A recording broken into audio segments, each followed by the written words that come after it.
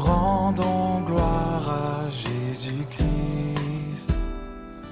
En lui, pour lui, tout fut créé. Image du... Pardon. Alors, quand vous êtes né, vous formiez un tout, mais à un moment donné, vous avez vécu quelque chose et votre vie a été complètement brisée. Par exemple, vous vous êtes marié avec la conviction que c'était pour la vie et vous vous êtes retrouvé un jour à rejoindre le club des divorcés. Vous avez été abusé dans votre enfance et malgré le fait que ce n'était pas votre faute, vous avez beaucoup du mal à gérer vos émotions depuis ce jour-là. Et ce, malgré le fait que vous laissez paraître que tout va bien, mais au fond de vous-même, vous êtes en mille morceaux. Vous avez été initié à l'alcool tôt dans votre adolescence et vous avez pris l'habitude de boire. Au fil des années, vous avez rejoint ceux qui ont un problème avec l'alcool. Vous essayez de le cacher aux membres de votre famille et pourtant, non seulement votre femme le sait, mais vos enfants le savent aussi. Et vous essayez de vous en sortir par vous-même et vous retombez à chaque fois parce que vous êtes devenu esclave de l'alcool ou de la drogue. Si vous avez déjà connu des échecs et si vous avez déjà emprunté un mauvais chemin, si vous avez déjà fait de mauvais choix qui vous ont causé beaucoup de problèmes au fil des années et que vous êtes découragé, voire même déprimé ce matin, vous devez écouter attentivement cette histoire que nous allons voir ensemble parce que ce que vous pouvez apprendre, c'est ceci. Lorsque vous venez à Jésus, il vous reçoit avec un esprit de grâce qui vous libère et non pas avec un esprit de jugement qui vous enfonce davantage. Vous êtes amène à ça. C'est vrai, hein? C'est vrai. La rencontre avec le Seigneur Jésus-Christ, c'est la rencontre de toute une vie. Dans ce passage, Jésus va prendre quelqu'un qui est découragé et déprimé, voire même complètement anéanti, et il va lui donner non seulement une nouvelle vision de la vie, mais de la valeur que cette personne-là ou que nous avons aux yeux de Dieu. Alors, avant de continuer, je vais prier. Prions. Seigneur notre Dieu, nous voulons te rendre grâce ce matin. Te rendre grâce parce que nous sommes des privilégiés de vivre encore dans un pays où règne la paix. Dans un pays où encore nous pouvons nous rencontrer, avoir pignon sur rue, pouvoir nous rencontrer librement à chaque fois que nous le désirons, pour entendre parler de toi, pour pouvoir rencontrer nos frères et sœurs, pour pouvoir te louer, t'adorer.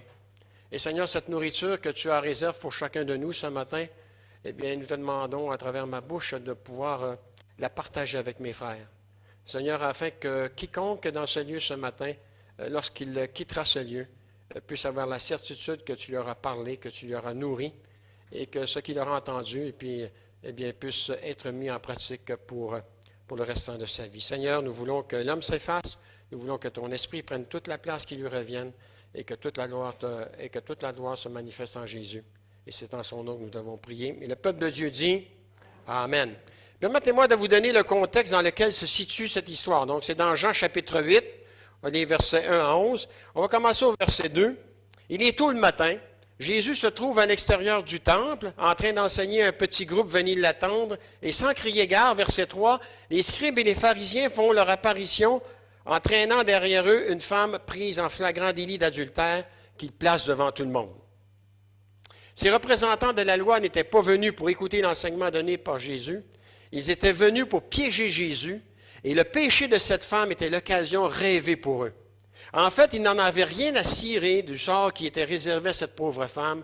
Elle était juste une sorte de pion sur l'échiquier, sur le pion de l'échiquier de cette confrontation qui allait avoir lieu avec Jésus. Malgré le fait qu'ils étaient très religieux, nous savons que les pharisiens n'étaient pas du tout attachés à Dieu. Ils connaissaient, la parole de Dieu, mais ils ne connaissaient pas le Dieu de la parole. Quelle est la différence entre les deux?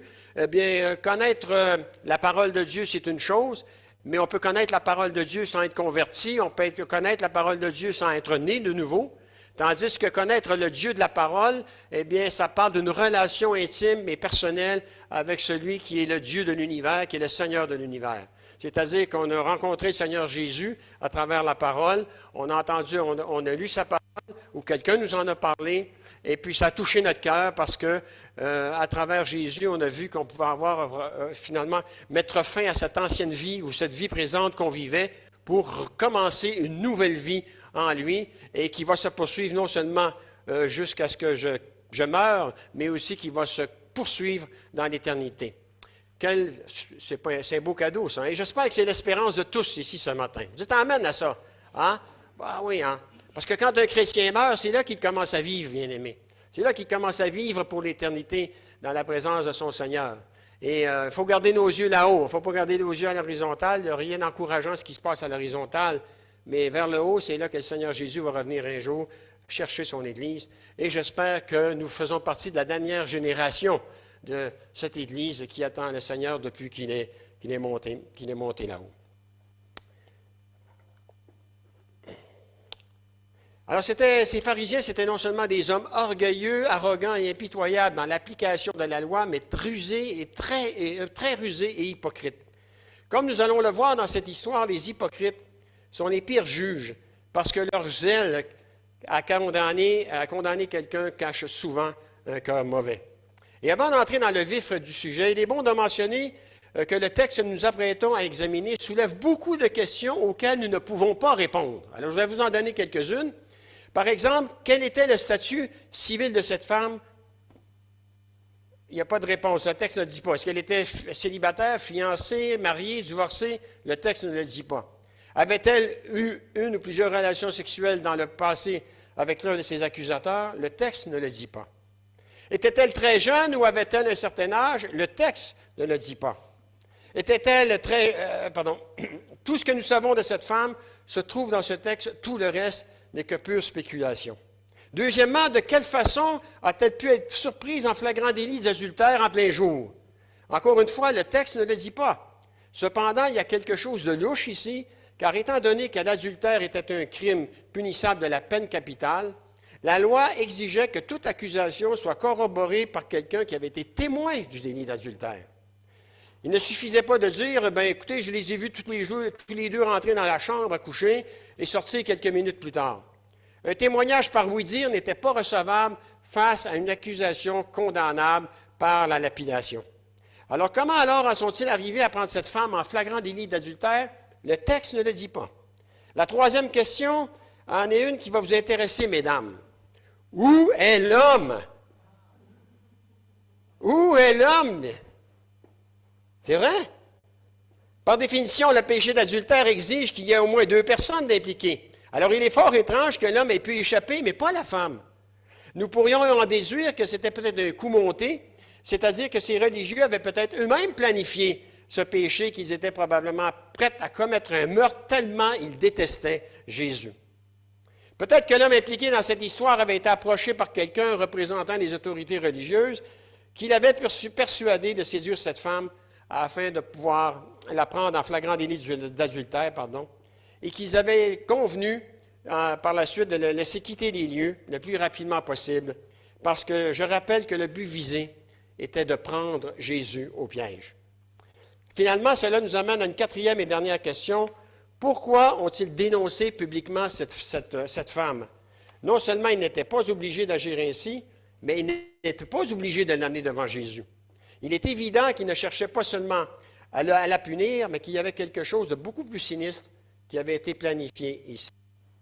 Verset 3b, la deuxième partie du verset 3 jusqu'au verset 5. Ils placèrent la femme au milieu de la foule et dirent à Jésus, « Maître, cette femme a été surprise en flagrant délit d'adultère. Moïse, dans la loi, nous a ordonné de lapider de telle femme.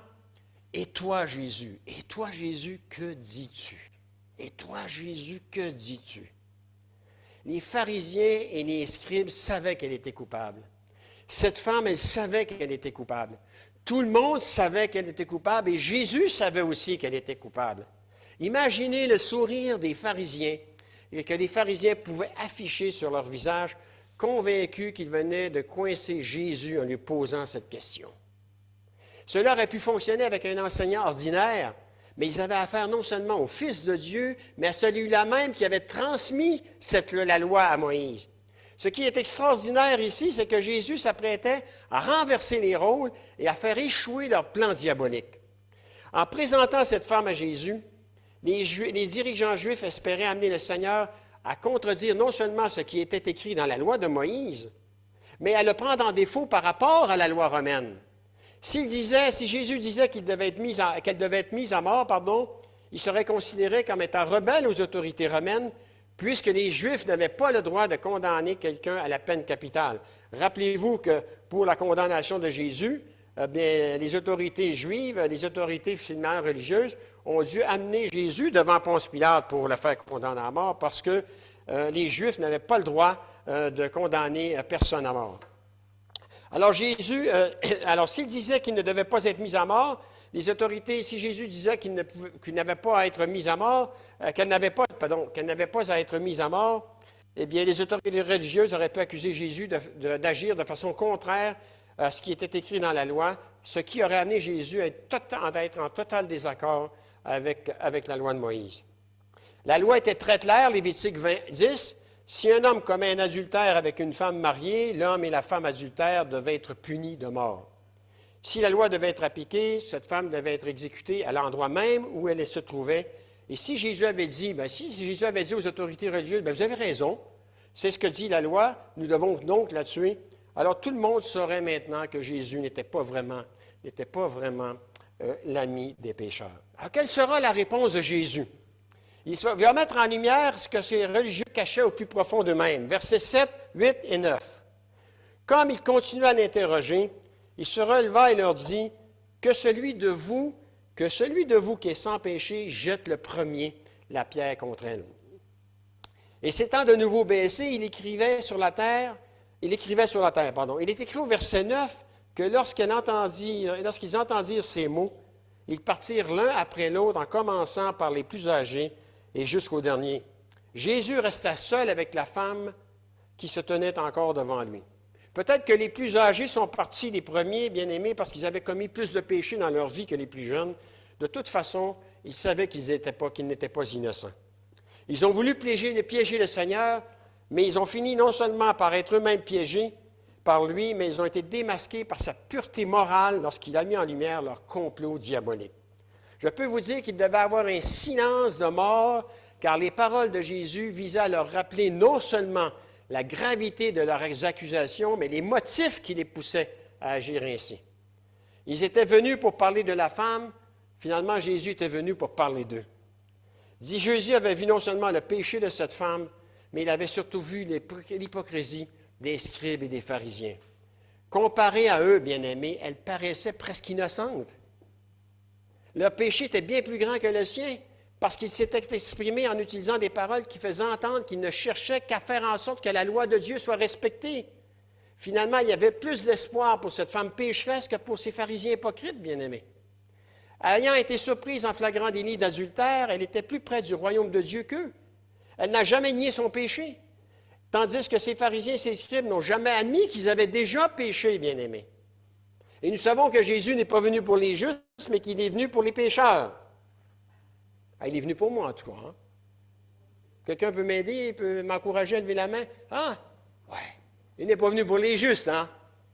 Et gloire à Dieu que le Seigneur Jésus est venu pour moi, qui est venu pour vous, et qu'il ne refuse personne qui se repent, qui reconnaît qu'il est pécheur, pour en faire un de ses enfants. Regardons maintenant comment le Seigneur va traiter le péché de cette femme. Versets 10 et 11. Jésus se redressa et ne voyant plus qu'elle, il lui dit, « Femme, où sont ceux qui t'accusaient? Personne ne t'a donc condamné. » Elle répondit, « Personne, Seigneur. » Jésus lui dit, « Moi non plus, je ne te condamne pas. Va et désormais ne pêche plus. » Jésus va traiter son péché avec une parfaite honnêteté. Il a reconnu qu'elle avait commis l'adultère, mais il lui a montré qu'il y avait autre chose dans sa vie que son péché. C'est-à-dire, femme, tu peux être une personne différente de ce que tu as été dans le passé si tu te détournes de ton péché et si tu y renonces une fois pour toutes. Il va lui accorder la grâce et l'espérance d'une vie meilleure, bien-aimée. Il a pardonné son péché et il l'a libérée pour qu'elle commence une nouvelle vie. Ce qui est drôle, c'est que Jésus était le seul qualifié pour lapider cette femme et il ne l'a pas fait. Jésus n'étant pas celui qui avait été témoin de son péché et ceux qui l'accusaient ayant quitté les lieux, les charges avaient été abandonnées, la femme était maintenant libre de partir, bien-aimée. Pourquoi n'est-elle pas partie quand les pharisiens avaient quitté les lieux? Parce qu'elle savait qu'elle avait péché et elle n'a pas essayé de le cacher. Son péché avait déjà été exposé. Elle va donc faire confiance à Jésus pour décider de son sort. Lorsque Jésus demande à la femme, au verset 10, où sont ceux qui l'accusaient, car personne ne l'avait finalement condamnée.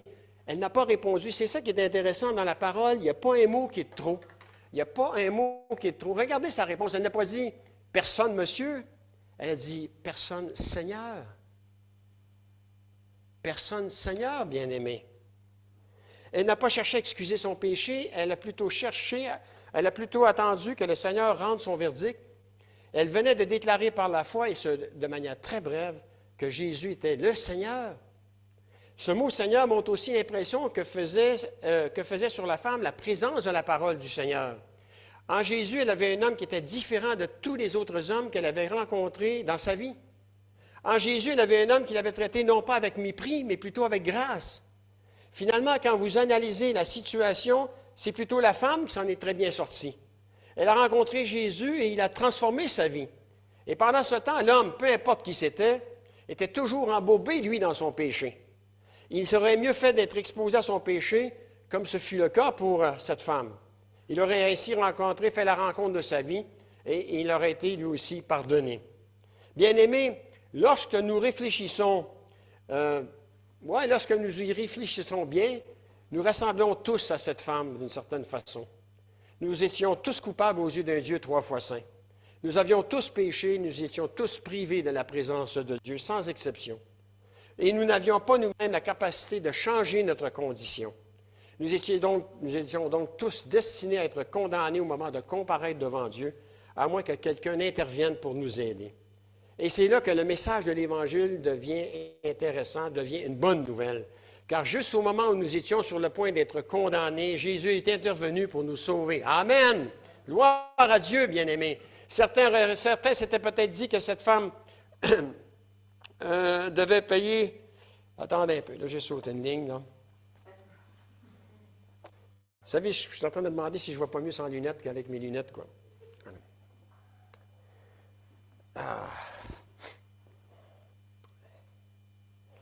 Oui, c'est là que le message de l'Évangile devient une bonne nouvelle, car juste au moment où nous étions sur le point d'être condamnés, Jésus est intervenu pour vous sauver, pour me sauver.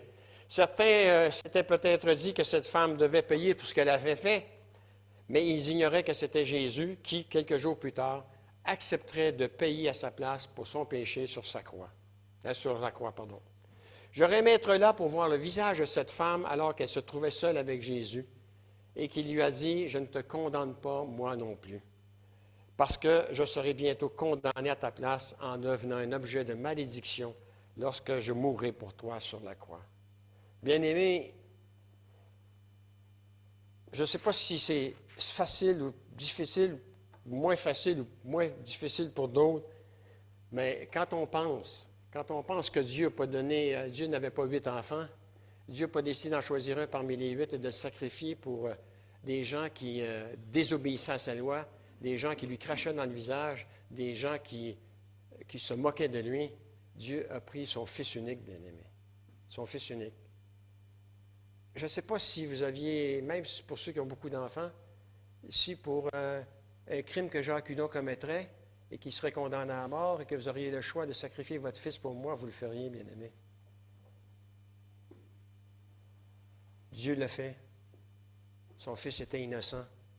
Et il a accepté de prendre son fils innocent pour payer le prix que les coupables méritaient. Et nous venons tous au monde coupables, parce que nous venons tous au monde avec le péché qui habite en nous, et tôt ou tard, nous allons pécher. Tôt ou tard, on va pouvoir porter cette étiquette de pécheur. Et si on n'accepte pas qu'à la croix, et c'est ça le symbole de la croix, c'est ça qui est merveilleux. Je ne sais pas s'il y en a qui vont entendre le message de l'Évangile pour la première fois ce matin, mais ce qui est merveilleux, eh bien, si vous êtes déprimé ce matin, si vous êtes découragé, parce que ça ne va pas dans votre vie, que vous essayez de vous en sortir par vous-même, eh bien, je vous invite à faire cette rencontre avec le Seigneur Jésus.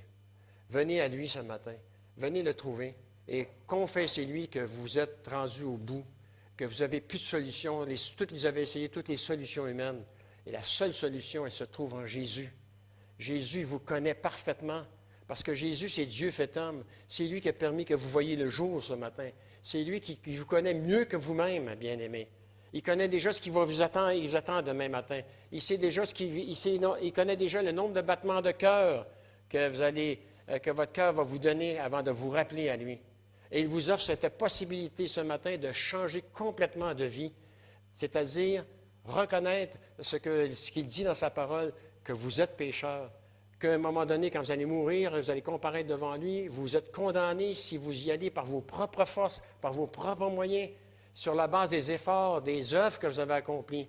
Mais si, lorsque vous mourrez, vous comparaissez devant lui, et sur la terre, au moment où vous avez entendu l'Évangile, vous avez reconnu qu'à travers Jésus, eh bien, lui qui était innocent, eh bien, a pris sur lui la punition que vous méritiez pour vos péchés, pour faire en sorte que vous receviez, vous, sa justice, parce que lui n'a jamais commis de péché, et que lui prenne sur vous vos péchés. Eh bien, Dieu dit, écoute, les portes du paradis te sont ouvertes pour l'éternité. Et je ne peux pas rentrer en détail ce matin parce que je ne veux pas prendre un temps non plus trop long, parce que c'est vrai que je ne suis pas court. Hein?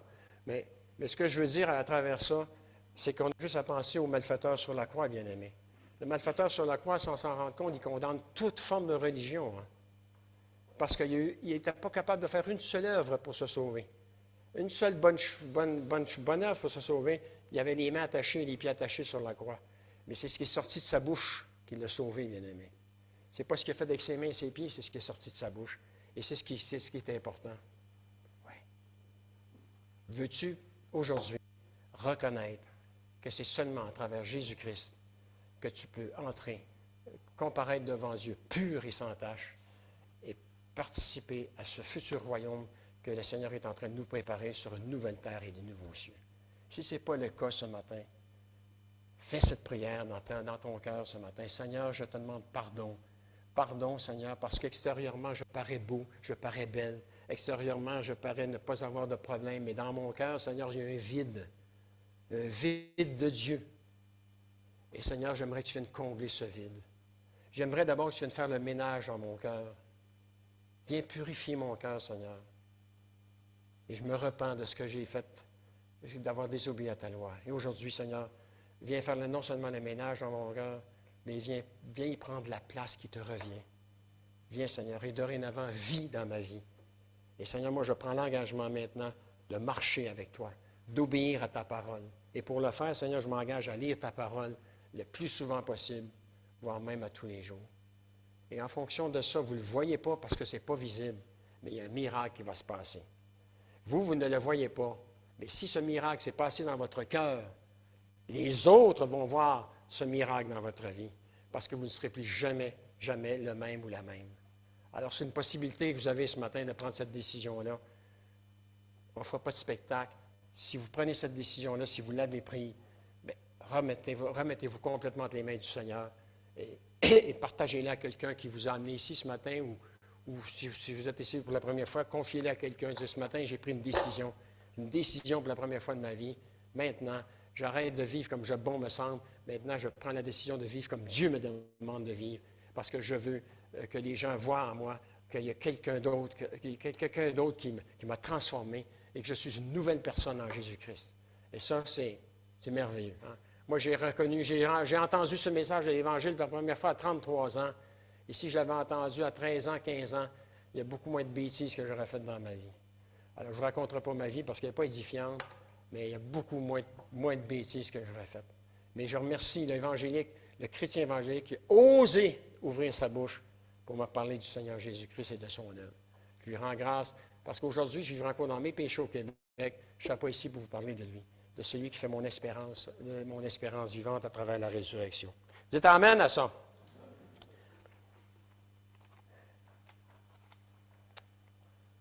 Remarquez que Jésus n'a pas dit « ne pêche plus, je ne te condamnerai pas ». Il a dit « je te pardonne et je te donne en même temps le pouvoir d'être libéré d'une vie de péché ». La religion dit « change ou je te condamne ». La grâce dit « je t'ai pardonné, laisse-moi aussi changer ta vie ». Rien ne devrait plus motiver quelqu'un à recevoir la grâce dans son cœur, car la grâce accomplit ce que les règles religieuses ne peuvent pas faire. Il est bon de remarquer que Jésus ne minimise jamais le péché ici dans ce passage. À la question posée par les pharisiens, il ne dira pas « c'est pas grave, laissez tomber, elle a juste commis une erreur, écoutez, ce n'est pas de sa faute, il faut lui pardonner son péché ». Non, il va pardonner son péché, il va tout de suite lui rappeler de vivre une toute autre vie en lui disant « va et ne pêche plus ». Même si elle était coupable par la grâce de Dieu, elle repart avec une feuille blanche tout en ayant reçu une nouvelle vie et une nouvelle puissance en elle. Si vous êtes ou si jamais vous avez été impliqué dans un péché sexuel, il y a une bonne nouvelle pour vous ce matin. Ce que Jésus a fait pour cette femme, il le fera aussi pour vous. Vous pouvez être pardonné, purifié et libéré. Nous ne devons donc pas nous étonner qu'il ait été appelé l'ami des pécheurs. Finalement, l'ironie de cette histoire, c'est que ces pharisiens religieux bien pensants et hyper spirituels sont repartis condamnés, alors que cette femme coupable d'adultère, sujette à être lapidée, est repartie pardonnée. L'histoire aurait pu se terminer là, mais il y a une dernière chose que Jésus va faire avec quelqu'un dont le cœur est en lambeaux. Le cœur est en 1000 morceaux. Car lorsque vous venez à Jésus dans un esprit de repentance, que vous lui confessez votre péché, il vous accorde, et je le répète, c'est important, il vous accorde son pardon. Et lorsque vous marchez dans l'obéissance de sa parole, vous pouvez compter sur sa présence en tout temps dans votre vie. Vous dites Amen à ça? Amen. Ah, ça, c'est pas fort, par exemple. Vous dites Amen à ça? Nous avons souvent entendu dire que Dieu aime le pécheur, mais qu'il déteste le péché, ou que Dieu déteste le péché, mais qu'il aime le pécheur. Théologiquement parlant, cette affirmation, elle est tout à fait biblique. Jésus condamne-t-il la femme? Non. Condamne-t-il son péché? Bien sûr. Il l'aimait, mais il détestait la vie qu'elle menait, bien aimé. Il ne faut pas oublier ça. Ce passage n'enseigne pas que nous ne pouvons pas appeler le mal ce qui est mal. Cette histoire n'enseigne pas que nous ne pouvons pas juger les actions commises par certains qui sont contraires à la parole de Dieu. Parce que Jésus n'était pas en train de suggérer ici que seuls ceux qui étaient sans péché pouvaient juger les autres, étant donné qu'il était le seul qui était sans péché parmi tous ces gens. Il a toujours jugé le péché comme étant un péché. Lorsque Jésus nous dit que nous ne devons pas juger les autres, dans Matthieu chapitre 7, versets 1 et 2, il sous-entend ici que nous ne devons pas juger les gens en fonction de ce que nous pensons qui est bien ou qui est mal. Parce que mon opinion, elle vaut la vôtre, et votre opinion, elle vaut la mienne. Hein? Mais en fonction de ce qui est écrit dans la parole de Dieu. Nous n'avons pas seulement le droit de condamner que la Bible, je vais le dire lentement, ça, pour ne pas être mal interprété, nous n'avons pas seulement le droit de condamner ce que la Bible condamne, mais nous avons aussi la responsabilité de condamner ce que la Bible condamne. Cela fait aussi partie de la tâche à laquelle le Seigneur nous a appelés, car il dit ceci dans la bouche de l'apôtre Paul, l'homme spirituel, c'est-à-dire l'homme qui a l'Esprit de Dieu, c'est-à-dire l'homme qui est né de nouveau, peut juger de tout, mais personne ne peut le juger, car il a la pensée de Christ. Ça veut dire quoi? Ça veut dire que celui qui est né de nouveau ne donnera jamais son opinion pour juger quelqu'un sur la base de son opinion, mais sur la base de ce que la parole dit. Et il ne jugera jamais la personne, il va juger ce qu'elle a fait, cette personne, mais pas juger la personne. Ça appartient, c'est le département de Dieu, ça, au pire aller. Et Dieu, ce qu'il veut, ce n'est pas de condamner les gens. Il n'a pas envoyé son Fils dans le monde pour condamner les gens, mais pour sauver le monde. Alors ce qui est important dans tout ça, c'est que je ne dois pas juger le voleur, mais juger son vol. Je ne dois pas juger le menteur, mais je dois juger son mensonge. Je ne dois pas juger l'adultère, mais je dois juger son péché d'adultère. Condamner le péché n'est pas la même chose que juger le pécheur, bien-aimé. En fait, Jésus a dit deux choses en même temps à cette femme, et les deux vont ensemble. Il a dit, je ne te condamne pas, mais je condamne ce que tu as fait. Va et ne pêche plus. Dieu nous aime tels que nous sommes, mais il nous aime beaucoup trop pour nous laisser ainsi, bien-aimés. La raison pour laquelle Jésus nous accorde sa grâce et la raison pour laquelle Jésus enlève notre culpabilité, c'est pour nous amener à craindre Dieu afin de vivre dans l'obéissance à sa parole. Ça fait peur aujourd'hui, ça, ces mots-là, craindre Dieu. Mais écoutez, ce n'est pas la parole de Jacques Hudon, je vais vous citer, c'est dans le psaume 130, verset 4. Si en haut, on a le temps de le mettre. Le psalmiste dit ceci, « Le pardon se trouve auprès de toi, Seigneur, afin qu'on te craigne. » L'effet que produit la crainte, bien-aimé, c'est la paix associée à une vie juste. Hébreux 12, 11. Autrement dit, lorsque Dieu dit « Je te pardonne », ce n'est pas pour que je me dise « Je vais continuer à faire ce que je veux, j'irai ensuite trouver Dieu en sachant qu'il va me pardonner et je continuerai à vivre comme avant. » Dieu dit « Oh non, c'est tout le contraire. Quand je te pardonne, ça devrait t'apprendre à me craindre parce que je ne suis pas obligé de te pardonner. » Et ça, c'est ça la grâce, bien-aimé. Dieu n'a aucune obligation envers nous. C'est important. Dieu, ce n'est pas le Père Noël. Dieu, ce n'est pas Saint-Nicolas qui distribue des bonbons à droite et à gauche, bien-aimé. Dieu ne vieillit pas non plus. Dieu ne perd pas la mémoire, bien-aimé. Dieu ne commence pas à faire de l'Alzheimer en 2021. Dieu ne nous doit absolument rien, c'est nous qui lui devons tout, bien-aimés. Rappelez-vous qu'il n'est pas obligé de pardonner. Mais dans son amour, dans sa grâce, à travers Jésus-Christ, il a pris cette décision de pardonner à quiconque vient devant lui pour confesser son péché. Ça, c'est un Dieu de grâce. Ça, c'est la grâce, bien-aimés. Et on pourrait même dire que Jésus s'appelle la grâce. Il représente la grâce de Dieu, bien-aimés. De son vivant, il représente la grâce de Dieu. Quel Dieu merveilleux nous avons. Frère, je ne peux pas dire, je vais tromper ma femme aujourd'hui, je confesserai mon péché à Dieu demain pour qu'il me pardonne et tout sera oublié. Ce n'est pas comme ça que ça marche avec Dieu. Ouais. J'ai connu quelqu'un qui vivait dans le péché. À chaque fois que je prenais un temps avec lui, en tant que pasteur, ben, il me disait, Dieu me comprend. Dieu me comprend. Ben, je pense qu'il n'a rien compris finalement de la notion de Dieu. Dieu me comprend. C'est pas comme ça que ça fonctionne, bien-aimé. C'était plutôt qu'il se moquait de Dieu, quoi. Et qu'il ne connaissait pas Dieu. Parce que quand on... En tout cas, moi, c'est mon cas, hein, mais quand ça m'arrive de chuter, parce que je ne suis pas parfait encore, mais quand ça m'arrive de tomber, vous savez, on n'a pas besoin de commencer à commettre des mauvaises actions, hein, juste dans nos pensées, bien-aimés. Juste de prendre le temps de gérer nos pensées pour pas qu'il y en ait une mauvaise qui sorte de temps en temps, pour pas que tu juges un frère, pour pas que tu juges une sœur, pour pas que tu juges un tel et un tel. Parce que quand on juge, on se prend pour Dieu, hein. Ah, c'est déjà un beau péché, bien-aimé. Il faut gérer ça, hein, juste ici. Ah ben, c'est pas évident, bien-aimé. Alors Dieu, voilà. Pardon. Alors à partir du moment où vous êtes trouvé devant Dieu avec votre péché, que dans sa grâce vous êtes pardonné, vous prenez la décision de renoncer à vivre comme avant. La culpabilité de votre péché, la grâce devrait vous conduire à vivre dans l'obéissance à la parole de Dieu. Cette femme, elle n'était pas triste parce qu'elle s'était fait prendre, elle était triste parce qu'elle avait réalisé qu'elle n'était pas convertie. Elle avait été convaincue de péché, elle s'était convertie. Elle n'avait pas seulement eu des remords comme le roi Saül, elle s'était vraiment repentie et elle avait été pardonnée. Gloire à Dieu. Bien-aimés, lorsque nous prenons le temps d'examiner avec soin ce passage, nous nous retrouvons tous dans cette histoire, bien-aimés. Et j'aimerais vous donner quelques éléments pour savoir si ce matin vous vous identifiez aux pharisiens ou si vous êtes identifié à cette femme, bien-aimée. Soit vous vous identifiez aux pharisiens, soit à la femme. Comment savoir? Alors peut-être que vous identifiez aux pharisiens ce matin, que vous êtes les pharisiens dans cette histoire, parce que malgré les années qui passent, vous ressentez toujours cette amertume et cette colère envers ce conjoint qui vous a quitté pour une autre femme. Et jour après jour, bien-aimé, vous tenez toujours cette petite pierre dans votre main, prête à la lancer sur celui qui vous a fait du mal. Peut-être que vous êtes le pharisien dans cette histoire parce que vous en voulez toujours à vos parents qui ont porté plus d'attention à vos autres frères et sœurs à la maison qu'à vous. Et vous tenez cette petite pierre dans votre main ce matin, prête à la lancer.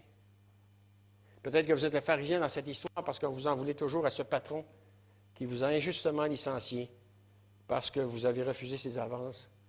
Et un jour après jour, vous tenez toujours une pierre dans votre main, prête à lui lancer s'il se présentait devant vous. Peut-être que vous êtes le pharisien dans cette histoire parce que vous en voulez toujours à cette école qui vous a refusé parce que vous étiez différent des autres.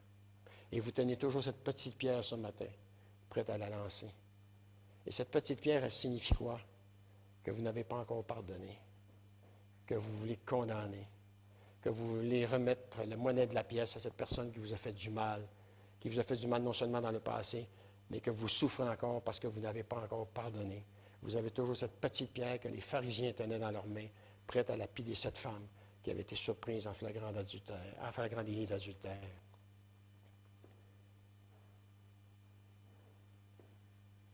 Peut-être que vous êtes le pharisien dans cette histoire parce que vous en voulez toujours à cet homme de loi qui agissait comme un hors-la-loi et jour après jour.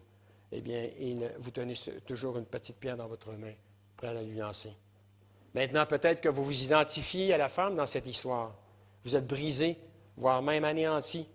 Vous vous sentez coupable pour ce que vous avez fait ou parce qu'on vous a fait des choses dans le passé dont vous avez toujours honte et que vous ne vous en êtes jamais remise. Peut-être que vous êtes anéanti suite à cela et qu'il y a des petits morceaux de votre vie qui continuent jour après jour de tomber sur le sol. Il est temps pour vous de laisser tomber cette pierre que vous tenez dans votre main ce matin. Vous êtes peut-être en train de vous dire, facile à dire, vous ne savez pas ce que j'ai fait, vous ne savez pas ce qu'on m'a fait. Non, je ne le sais pas, mais je peux vous dire que si vous continuez à vivre une vie misérable et destructrice, restez dans le métier de lanceur de pierres, car seuls les gens misérables et malheureux continuent à lancer des pierres à ceux qui leur ont fait du mal.